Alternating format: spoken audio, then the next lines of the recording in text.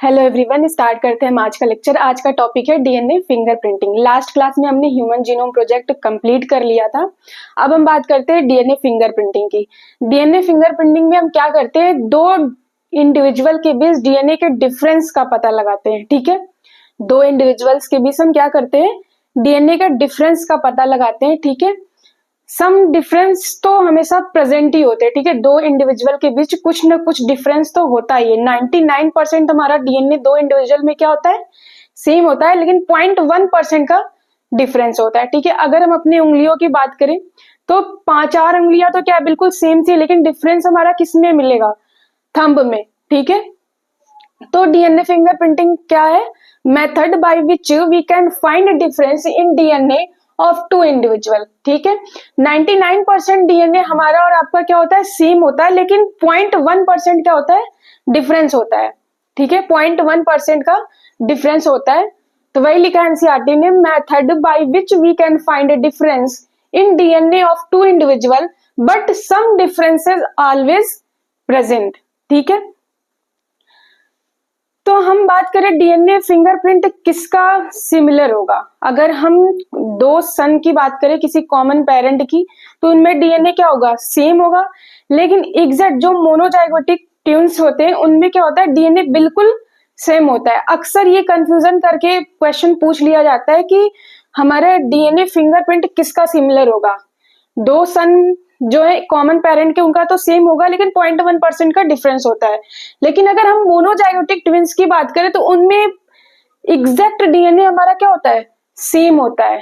ठीक है, ठीक है, अगर हम किसी डिप्लॉयड सेल की बात करें, डिप्लॉयड सेल में कितने बेस पेयर होते हैं, 3 × 10⁹ बेस पेयर। हम ये कह रहे हैं कि किसी भी पर्सन में क्या होता है, डीएनए 99% सेम होगा, लेकिन 0.1 का डिफरेंस होता है। चाहे किसी की बात करें, हम अपनी और आपकी बात करें, तो होता क्या है, 99.9% हमारा क्या होता है, डीएनए सेम होता है, लेकिन 0.1 का डिफरेंस होता है। ठीक है, तो अब हम डीएनए फिंगरप्रिंटिंग में करते क्या है, डीएनए हमारे डीएनए की लेंथ क्या होती है, 2.2 मीटर। ठीक है, और उसपे जो न्यूक्लियोटाइड, अगर हम पूरे डीएनए की सीक्वेंसिंग करने लगे, पूरे डीएनए की सीक्वेंसिंग करके हम पता करें कि कहाँ पे हमारा डीएनए डिफरेंस है, तो काफी ज्यादा टाइम लगेगा, काफी ज्यादा खर्च लगेगा। ठीक है, ह्यूमन जीनोम प्रोजेक्ट में हम क्या देख रहे थे कि ह्यूमन जीनोम प्रोजेक्ट कब स्टार्ट हुआ था, 1990 में स्टार्ट हुआ था। कंप्लीट कब जाके हुआ था, 2003 में। 13 साल का टाइम लग गया था। ठीक है, तो अगर हम पूरे डीएनए का सीक्वेंस करेंगे, सीक्वेंसिंग करके पता करेंगे कि कहाँ पे डीएनए डिफरेंस है, तो काफी ज्यादा टाइम लग जाता है। तो हम पूरे डीएनए, होल डीएनए पे नहीं चेक करते। ठीक है, हम डिफरेंस उस रीजन पे करते हैं जस्ट 0.1 का डिफरेंस हो। ठीक है, न्यूक्लियोटाइड में डीएनए का वहां पता करेंगे जहां पे हमें डिफरेंट मिलने की ज्यादा चांसेस है। ठीक है, डीएनए कहाँ पे हमारा डिफरेंस मिल रहा है, वहां पे अगर हम चेक देखेंगे तो हमें कम टाइम पे ही हम क्या करेंगे, पता कर लेंगे कि डीएनए हमारा कहाँ पे डिफरेंस है। ठीक है, तो 0.1% का ही डिफरेंस होता है हमारे डीएनए में। हमारे और आपकी बात करें तो 99.9% डीएनए क्या होता है, सेम होता है, लेकिन 0.1% डिफरेंट होता है। अगर हम 3 ह्यूमन डिप्लॉयड सेल की बात करें तो कितने बेस पेयर होते हैं, 3 × 10⁹ बेस पेयर। इसका हम 0.1% निकाले तो कितना आएगा, 3 × 10⁶ बेस पेयर। ठीक है, अगर हम होल डीएनए की सीक्वेंसिंग करने लगे तो काफी ज्यादा टाइम लगेगा, काफी ज्यादा खर्च लगेगा, तो हम नहीं करते। हम डीएनए फिंगरप्रिंटिंग क्या है, एक फास्ट मेथड है। डीएनए फिंगरप्रिंटिंग क्या है, एक बहुत ही फास्ट मेथड है जो क्या करता है, दो इंडिविजुअल के बीच डीएनए का डिफरेंस बता देता है। ठीक है, तो हम क्या करते हैं, 0.1 का भी डिफरेंस बताना काफी ज्यादा मतलब डिफिकल्ट है, इसलिए हम इसकी सीक्वेंसिंग नहीं करते। ठीक है, डीएनए फिंगरप्रिंट में हम क्या करते हैं, डीएनए की सीक्वेंसिंग नहीं करते। तो एनसीईआरटी ने लिखा है, it is difficult to sequence so no genome sequencing is done. ठीक है, डीएनए फिंगरप्रिंट में हम डीएनए की सीक्वेंसिंग नहीं करते क्योंकि काफी ज्यादा टाइम लगेगा। It is difficult to sequence so no genome sequencing is done. तो डीएनए फिंगरप्रिंटिंग क्या है हमारा, DNA fingerprinting are fast method to difference in DNA of two individual. ठीक है, तो हम क्या करते हैं कि स्पेसिफिक रीजन पे डीएनए का क्या करते हैं, फाइंड करते हैं कि कहाँ पे डीएनए हमारा डिफरेंट है। तो एनसीईआरटी ने डीएनए फिंगरप्रिंटिंग की क्या डिफिनेशन लिखी है? DNA fingerprinting is based on finding difference in some specific sequence. ठीक है, डीएनए फिंगरप्रिंटिंग क्या है? Finding difference in some specific sequence. ठीक है, डीएनए फिंगरप्रिंट में हम क्या करते हैं, किसी स्पेसिफिक रीजन पे जाकर के चेक करते हैं कि डीएनए हमारा सेम है या नहीं है। ठीक है, क्या डिफरेंस है हमारा डीएनए में किसी स्पेसिफिक रीजन पे जाके। ठीक है, अब ये डिफरेंस हम कैसे पता करेंगे, देखते हैं कि ये डिफरेंस कहाँ पे है। ठीक है, ये क्रोमोसोम का स्ट्रक्चर बनाने की कोशिश की हमने। ठीक है, क्रोमोसोम पे दो रीजन होते हैं, कोडिंग और नॉन कोडिंग रीजन। ठीक है, कोडिंग रीजन में क्या जीन प्रेजेंट है। ठीक है, जो क्या करता है, प्रोटीन को कोड करता है। इसमें बहुत सारी सिमिलरिटीज और डिसिमिलरिटीज थी। ठीक है, नॉन कोडिंग डीएनए प्रोटीन को कोड नहीं करता। ठीक है, लेकिन जब हम कोडिंग डीएनए पे क्या करते हैं, म्यूटेशन करते हैं। ये एक सेल में जो डीएनए है, ठीक है, उसमें हमने क्या किया, म्यूटेशन किया। तो म्यूटेशन की वजह से सेल क्या हुआ, सर्वाइव नहीं कर रहा है। ठीक है, सेल नॉट सर्वाइव और म्यूटेशन क्या हुआ, रिमूव हो गया। लेकिन जब हम म्यूटेशन नॉन कोडिंग डीएनए पे देखते हैं तो क्या होता है, बहुत कम चांसेस है उसके रिजेक्शन का। ठीक है, जब नॉन कोडिंग डीएनए पे म्यूटेशन होती है तो बहुत कम चांसेस है कि म्यूटेशन रिजेक्ट होगी। ठीक है, जो हमारे क्या होगी, नेक्स्ट जनरेशन में पास होती जाएगी और वेरिएशन देखने को मिलेगा। और एक टाइम ऐसा आया कि हमें दो इंडिविजुअल के बीच डिफरेंस का पता चलेगा। ठीक है, तो अब तक हम ये क्या पता कर रहे थे, दो इंडिविजुअल के बीच डीएनए के डिफरेंस का पता कर रहे थे। ठीक है, म्यूटेशन हमारे क्या थे, दोनों रीजन पे हो रही थी, कोडिंग और नॉन कोडिंग डीएनए पे। लेकिन नॉन कोडिंग रीजन, ठीक है, नॉन कोडिंग रीजन पे से, लेकिन जो नॉन कोडिंग रीजन था उससे ज्यादा चांसेस है हमारे नेक्स्ट जनरेशन में पास होने की। ठीक है, अगर म्यूटेशन हम जर्म सेल में देखते हैं तो क्या होता है कि कोडिंग रीजन पे तो क्या होता है, रिजेक्ट हो जाएगा। ठीक है, नॉन कोडिंग रीजन पे क्या होता है, बहुत ज्यादा चांसेस। अगर म्यूटेशन हम नॉन कोडिंग डीएनए के जर्म सेल में देखते हैं तो क्या होता है कि नॉन कोडिंग में अगर कोई ऑर्गेनिज्म उसके सेक्सुअल रिप्रोडक्शन एबिलिटी पे इंपैक्ट न डालती हो तो क्या होगा, वो नेक्स्ट जनरेशन में क्या होगी, पास होती चली जाएगी और वेरिएशन देखने को मिलेगा। और एक टाइम ऐसा आएगा कि हमें दो इंडिविजुअल के बीच डीएनए का डिफरेंस का पता चल जाएगा। ठीक है, तो डीएनए फिंगरप्रिंटिंग क्या है, एक फास्ट मेथड है to find the difference between two individual. ठीक है, एनसीईआरटी क्या लिखती है लाइन डीएनए फिंगरप्रिंटिंग पे कि DNA fingerprinting is based on find difference in some specific sequence. ठीक है, 99.9% हमारा क्या होता है, डीएनए हम हर पर्सन का क्या होता है, सेम होता है। अगर हम आपकी और अपनी बात करें तो 99.9% डीएनए क्या होता है, सेम होता है, लेकिन 0.1 का डिफरेंस होता है। उसी 0.1 का डिफरेंस हम लगाते हैं। ठीक है, डीएनए फिंगरप्रिंट में। ठीक है, अब हम बात करते हैं पॉलीमॉर्फिज्म की। पॉलीमॉर्फिज्म क्या होता है, एनसीईआरटी ने पॉलीमॉर्फिज्म को लिखा है जेनेटिक लेवल ऑफ वेरिएशन। ठीक है, ये हमारा डीएनए जिसकी पोलैरिटी है 5 प्राइम टू 3 प्राइम में न्यूक्लियोटाइड्स लगे। ठीक है, ये हमारे क्या nucleotides, adenine, thymine, guanine, cytosine. हमने क्या किया, साइटोसिन की जगह जी ला दिया। ठीक है, चेंज कर दिया। तो mutation is a reason of change. किस वजह से म्यूटेशन हो रहा है, ठीक है, किस वजह से हमारे न्यूक्लियोटाइड चेंज हो रहे हैं, वो क्या है, म्यूटेशन है। लेकिन पॉलीमॉर्फिज्म इज चेंज। म्यूटेशन और पॉलीमॉर्फिज्म में क्या डिफरेंस है, म्यूटेशन इज ए रीजन, ठीक है, कि क्यों हमारा न्यूक्लियोटाइड चेंज हो रहा है। म्यूटेशन इज ए रीजन कि न्यूक्लियोटाइड क्यों चेंज हो रहे हैं। Polymorphism is change. ठीक है, पॉलीमॉर्फिज्म को एनसीईआरटी ने लिखा है genetic level of variation. Mutation क्या है, रीजन ऑफ ए चेंज। ठीक है, यहाँ पे हमने क्या किया, सी की जगह जी ला दिया, ग्वानिन। ठीक है, और फिर से हमने क्या किया, ये हमारा क्या पॉलीमॉर्फिज्म ही तो है। ठीक है, न्यूक्लियोटाइड हमने क्या किया, चेंज कर दिया। ठीक है,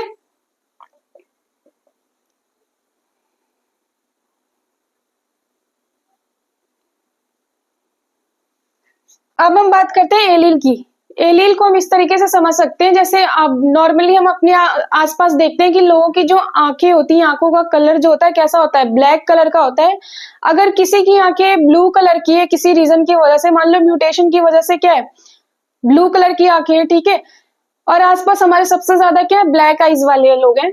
ठीक है, तो अगर नंबर ऑफ आईज जो ब्लू कलर की है वो ज्यादा हो जाए तो वो हमारी क्या कहलाएगी, एलील कहलाएगी। ठीक है, एलील क्या होता है, any polymorphism is known as alleles frequency more than 0.3 0 1, ठीक है। अगर हम आंख की पोजीशन की भी बात करें, जैसे हमारी नॉर्मली आंख की पोजीशन क्या होती है हमारी, अगर किसी रीजन की वजह से मान लो क्या हमारी आंख ही क्या एकदम सर के ऊपर है, ठीक है, किसी एक में दिखने को मिल रहा है तो मान लेते हैं हम चलो म्यूटेशन की वजह से किसी वजह से हो गया, ठीक है। लेकिन अगर सबकी आंखें हमारे सर के ऊपर हो जाए तो क्या ये एलील है, ठीक है। Number of frequency more than 0.01%, ठीक है। तो एलील क्या है, allele are at same locus, allele are also result of a polymorphism, ठीक है। Any polymorphism is known as allele, ठीक है। फ्रीक्वेंसी मोर देन 0.01, ठीक है। फ्रीक्वेंसी डिपेंड करती है किसी एलील के लिए, ठीक है। तो क्या आप बता सकते हैं which region show more polymorphism, बताइए, क्या आप ये बता सकते हैं कि which region show more polymorphism, coding या नॉन कोडिंग डीएनए? नॉन, तो हमारा क्या होगा आंसर, नॉन कोडिंग डीएनए, ठीक है। क्योंकि हम क्या देख रहे थे कि नॉन कोडिंग डीएनए पे म्यूटेशन हमारा क्या ज्यादा हो रहा था, ठीक है। म्यूटेशन कोडिंग से तो क्या रिजेक्ट हो रहा था, ठीक है। नॉन कोडिंग रीजन से तो म्यूटेशन हमारा हो रहा था, तो आगे जनरेशन बाय जनरेशन क्या हो रही थी, चेंज हमको देखने को मिल रहा था, वेरिएशन आ रही थी, ठीक है। तो पॉलीमॉर्फिज्म सबसे ज्यादा हमें कहाँ देखने को मिलेगा, नॉन कोडिंग रीजन पे, ठीक है। एलील क्या होता है समझ आ गया आपको। अब हम बात करते हैं रिपीटेटिव डीएनए की। रेपिटेटिव डीएनए क्या होता है, it is a DNA in which sequence repeat many time. अगर डीएनए की बात करें, ठीक है, पोलैरिटी जिसकी होती है 5 प्राइम टू 3 प्राइम, उस पे हमारे नंबर ऑफ न्यूक्लियोटाइड लगे हुए हैं ये, ठीक है। किसी डीएनए की पोलैरिटी क्या होती है 5 प्राइम टू 3 प्राइम, जिसपे हमारे न्यूक्लियोटाइड क्या होते हैं, प्रेजेंट होते हैं। Number of nucleotide present in one segment, ठीक है। किसी एक सेगमेंट पे नंबर ऑफ न्यूक्लियोटाइड कितने प्रेजेंट है और वो कितनी बार रिपीट हो रहे हैं, ठीक है, वो क्या कहलाता है, रिपीटेटिव डीएनए। जैसे ये हमारा क्या न्यूक्लियोटाइड डीएनए पे लगे हुए हैं, ATGC, adenine, thymine, guanine, cytosine, ये क्या हो रहा है 4 टाइम यहाँ पे हमने देखा है कि रिपीट हो रहा है, ठीक है। तो ये जो डीएनए का सीक्वेंस है रिपीट होने का, इसी को क्या बोलते हैं, रेपिटेटिव डीएनए, ठीक है। क्रोमोसोम जैसे इसमें अलग अलग टाइप के डीएनए प्रेजेंट होते हैं, इसमें डेंसिटी का डिफरेंस होता है, ठीक है। सैटेलाइट डीएनए क्या है, सैटेलाइट डीएनए की कुछ फीचर हैं कि ये नॉन कोडिंग होते हैं, ठीक है। सैटेलाइट डीएनए जो है रेपिटेटिव डीएनए से बने होते हैं, made up of repetitive DNA, और इसमें सैटेलाइट डीएनए में high degree of polymorphism show होता है, ठीक है, क्योंकि इसमें म्यूटेशन ज्यादा होता है, ठीक है। सैटेलाइट डीएनए को हाई डिग्री ऑफ पॉलीमॉर्फिज्म क्यों बोला गया, क्योंकि इसमें म्यूटेशन ज्यादा होती है, ठीक है। और सैटेलाइट डीएनए को सेपरेट किया जा सकता है, और सैटेलाइट डीएनए को सेपरेट किया जा सकता है by bulk genomic DNA, caesium chloride density centrifugation. सीडियम क्लोराइड डेंसिटी सेंट्रीफ्यूगेशन हमने कहाँ देखा था, मेसेंसल स्टाहल एक्सपेरिमेंट में हमने देखा था। Caesium chloride density centrifugation method में क्या होता है, बैंड का फॉर्मेशन हो रहा था, ठीक है। जब हम उसको बहुत हाई आरपीएम पे डीएनए को रोटेट करा रहे थे तो जो उसके बैंड का फॉर्मेशन हो रहा था, ठीक है। तो सैटेलाइट डीएनए की डिफिनेशन क्या लिखती है NCERT, satellite DNA is non coding which have repeat a segment and show high degree of polymorphism, ठीक है। सैटेलाइट डीएनए की डिफिनेशन क्या बनती है, satellite DNA is a non coding which have repeat segment and show high degree of polymorphism, ठीक है। अब हम बात करते हैं टाइप ऑफ सैटेलाइट की, ठीक है। 2 टाइप के सैटेलाइट होते हैं, एक मिनी सैटेलाइट और दूसरा माइक्रो सैटेलाइट, ठीक है। 2 टाइप के सैटेलाइट होते हैं हमारे, मिनी सैटेलाइट और माइक्रो सैटेलाइट। नाम से ही पता चल रहा माइक्रो छोटा, ठीक है। हमने डीएनए के सीक्वेंस पे देखा कि एक सेगमेंट में हमारे नंबर ऑफ न्यूक्लियोटाइड कितने 10 हैं, सपोज दैट कि 10 न्यूक्लियोटाइड है, और दूसरे साइड माइक्रो में हमने देखा कि 4 न्यूक्लियोटाइड है, ठीक है। और हम ये देख रहे हैं कि इसमें जो न्यूक्लियोटाइड का सीक्वेंस है, ठीक है, कितनी बार ये रिपीट हो रहा है, जी जैसे देख रहे हैं कि इसमें हमारा सबसे ज्यादा बार रिपीट हुआ है, और इसमें ए, ठीक है। तो जो मिनी सैटेलाइट होते हैं इनमें न्यूक्लियोटाइड का जो नंबर है वो 10 से 50, ठीक है, 10 to 50 बार क्या होते हैं, रिपीट होते हैं किसी वन रिपीट में, ठीक है। वन सेगमेंट में कितने न्यूक्लियोटाइड रिपीट होते हैं, 10 to 50, ठीक है, 10 to 50 nucleotide in one repeat. Mini satellite में कितने होते हैं? 2 से 9 न्यूक्लियोटाइड इन सिंगल रिपीटिंग, ठीक है। 4 न्यूक्लियोटाइड है इनमें, जो कहीं कहीं 2 से 6, 6 से ऐसा कुछ लिखा है, ठीक है। तो हमने लिख दिया 2 से 9 न्यूक्लियोटाइड इन सिंगल रिपीट, ठीक है। हमने देखा कि यहाँ पे जो मिनी सैटेलाइट में क्या होते हैं, जो रिपीट हो रहे हैं, ठीक है, न्यूक्लियोटाइड कितने हैं इसमें, ग्वाइनिन और साइटोसिन ज्यादा है, ठीक है, जो बार बार रिपीट हो रहे हैं, इसलिए लिखा है ग्वाइनिन और साइटोसिन रिच। और इसमें हमने देखा कि एडेनिन और थायमिन, ठीक है। माइक्रो सैटेलाइट को जैसे बोला जाता है शॉर्ट टेंडम रिपीट, टेंडम का मतलब है कंटिन्यूअस रिपीट, ठीक है। तो हम मिनी सैटेलाइट में देखते हैं कि हमारे जो नंबर ऑफ न्यूक्लियोटाइड है वो ज्यादा मोर टाइम रिपीट हो रहे हैं, ठीक है। नंबर ऑफ न्यूक्लियोटाइड बहुत ज्यादा बार रिपीट हो रहे हैं, ठीक है, इसलिए मिनी सैटेलाइट को बोलते हैं लार्ज टेंडम रिपीट, ठीक है। और माइक्रो सैटेलाइट को बोलते हैं शॉर्ट टेंडम रिपीट। टेंडम का मतलब है कंटिन्यूअस रिपीट, ठीक है। अगर हम बात करें डीएनए फिंगरप्रिंटिंग की, तो डीएनए फिंगरप्रिंटिंग में हमारा मिनी सैटेलाइट यूज होता है, ठीक है।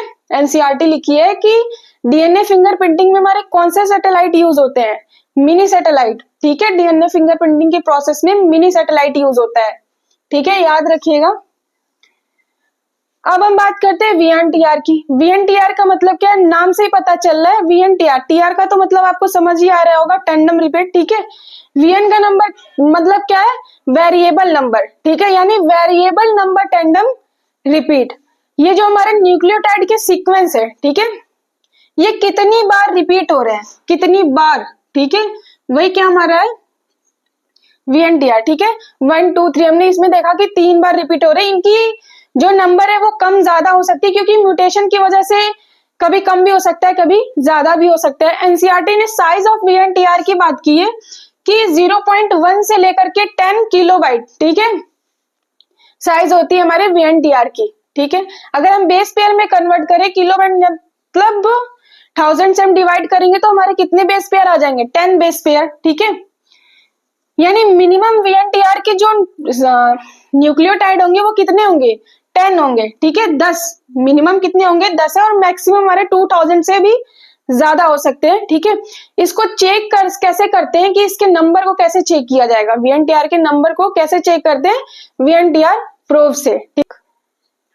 वीएनटीआर प्रोब क्या है, एक सिंगल स्ट्रैंड डीएनए होता है जिसपे हम क्या करते हैं, रेडियो एक्टिव ऐड करते हैं, वो कॉम्प्लीमेंट्री बेस पेयर करके नंबर ऑफ क्रोमोसोम को काउंट करता है, ठीक है, नंबर ऑफ क्रोमोसोम को काउंट कर लेगा। तो हम कैसे चेक करते हैं number, we need to hybridize complementary VNTR probe. ये क्या करेगा, इस पे जाकर के कॉम्प्लीमेंट्री बेस पेयरिंग करके क्या करेगा, चेक कर लेगा कितने नंबर ऑफ न्यूक्लियोटाइड्स हैं, ठीक है। तो वीएनटीआर प्रोब क्या है, सिंगल स्ट्रैंड डीएनए है जिसपे हम क्या करते हैं, रेडियो एक्टिविटी शो करती है इससे, ठीक है।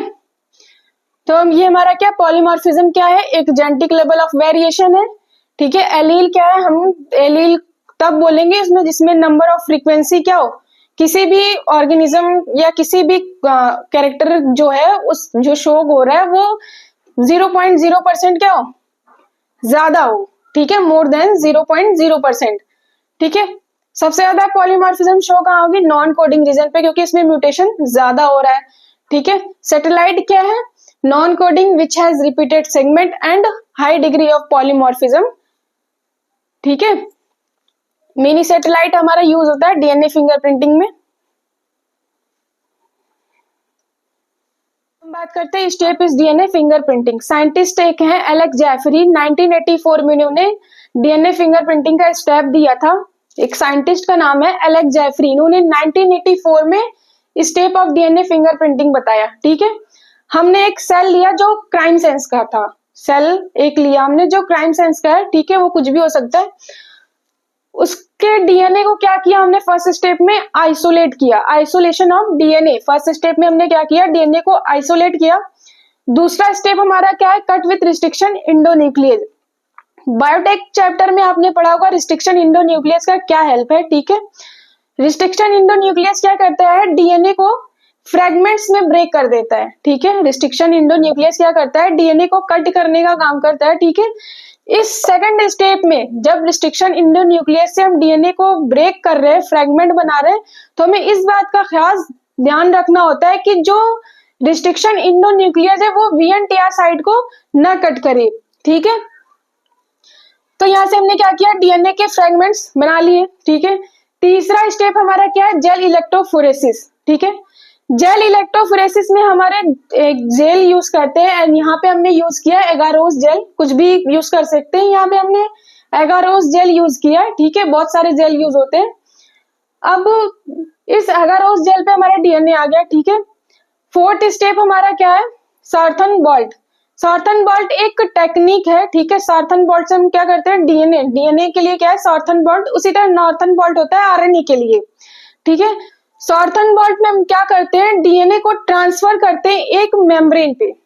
सार्थन बोल्ट एक मेथड है जिसमें हम क्या करते हैं, डीएनए को ट्रांसफर करते हैं, डीएनए को ट्रांसफर करते हैं एक मेम्ब्रेन पे, जिसका नाम क्या है, नाइट्रोसेलुलर मेम्ब्रेन, ठीक है, या नाइलॉन मेम्ब्रेन। ये जो मेम्ब्रेन होती है किसकी बनी होती है, नाइलॉन की बनी होती है, ठीक है। ये जो मेम्ब्रेन है किसकी बनी होती है, नाइलॉन की बनी होती है, इसलिए इसको क्या बोलते हैं, नाइलॉन मेम्ब्रेन या नाइट्रोसेलुलर मेम्ब्रेन। हमने क्या किया, डीएनए को ट्रांसफर कर लिया नाइलॉन की मेम्ब्रेन पे। पांचवा स्टेप हमारा है हाइब्रिडाइज्ड, ठीक है। हम क्या करेंगे, हाइब्रिडाइजेशन करेंगे।